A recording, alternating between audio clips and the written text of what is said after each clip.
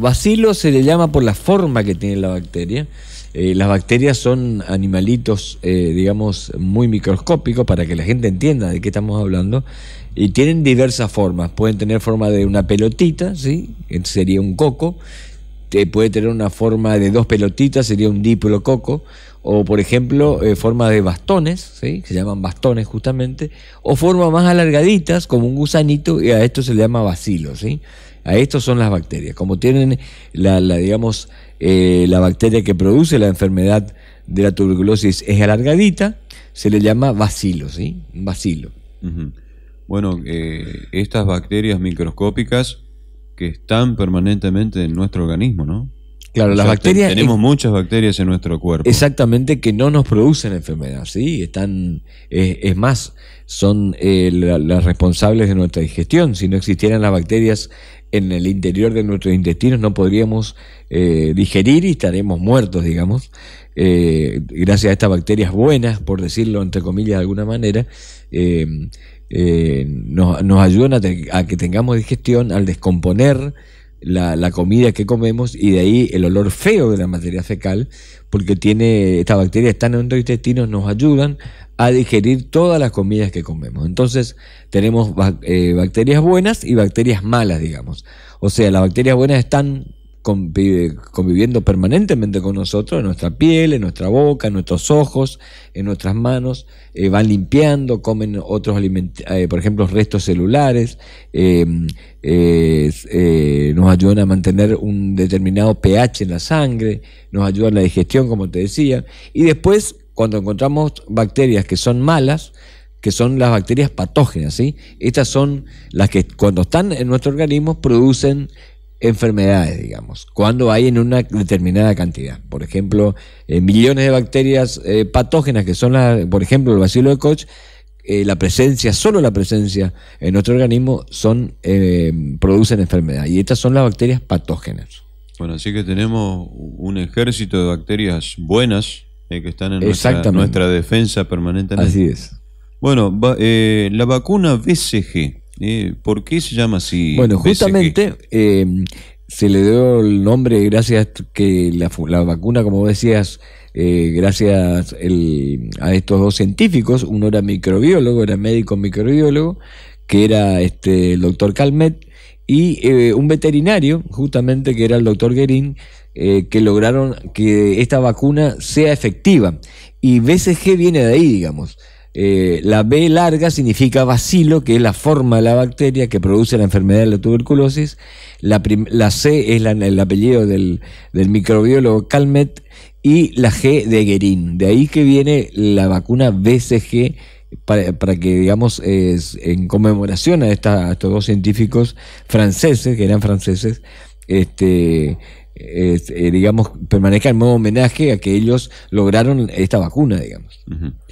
Bueno, ayer traté de estudiar un poquitito sobre este tema, y me encontré con una historia realmente fascinante en cuanto al proceso hasta llegar a la vacuna, ¿no? Un proceso que llevó muchísimos años, muchísimo tiempo. Sí, por supuesto. Y que lo tiene a estos dos científicos, Calmet, y Guerin, en el escenario en cuanto al descubrimiento.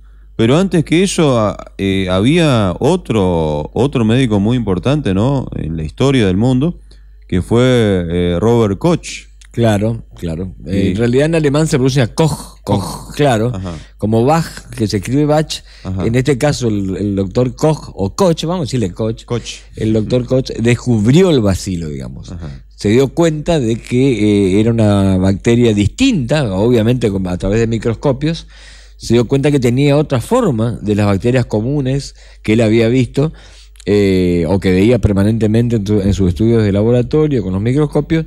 Tenía una formita más alargada, y entonces él descubre esta forma de bacilo, o de bastoncito, un poquito más largo, alargada, ¿sí?, como un gusanito, y descubrió que se relacionaba con algún tipo de patología, la presencia, juntamente con la tuberculosis, que era una enfermedad que afectaba mucho en la época, digamos.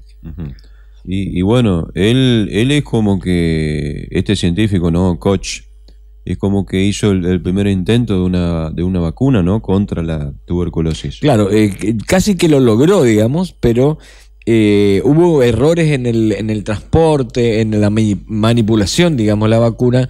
Entonces esta vacuna no logró su éxito como prevención para la tuberculosis, y después se descubrió que hubo errores en el mantenimiento, en el transporte, etcétera, de la vacuna, pero generalmente él fue el descubridor, digamos, de la vacuna, o de los primeros pasos de la vacuna, porque a lo mejor el doctor Guerin, que era el veterinario, y el doctor Calmet, que era el microbiólogo, lograron completar o mejorar, digamos, la vacuna contra la tuberculosis.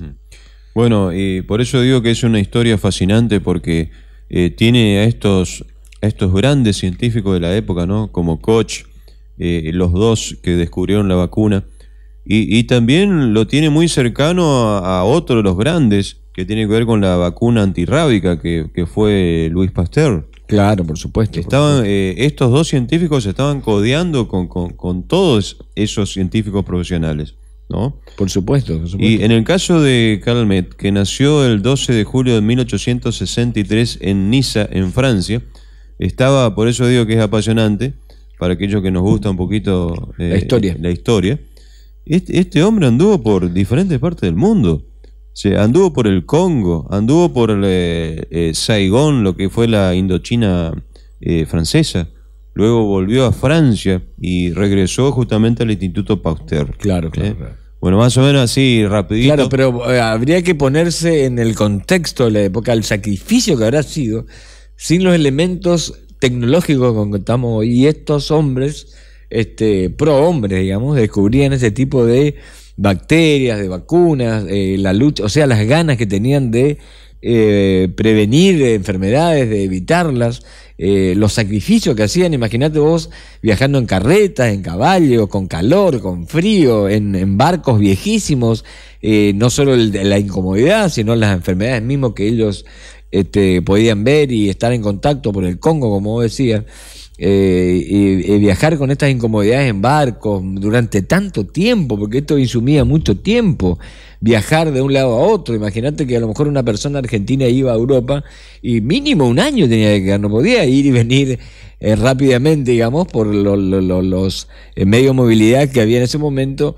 Y no solo eso, sino las ganas que tenían de digamos, investigar y de luchar contra las enfermedades. Es apasionante realmente.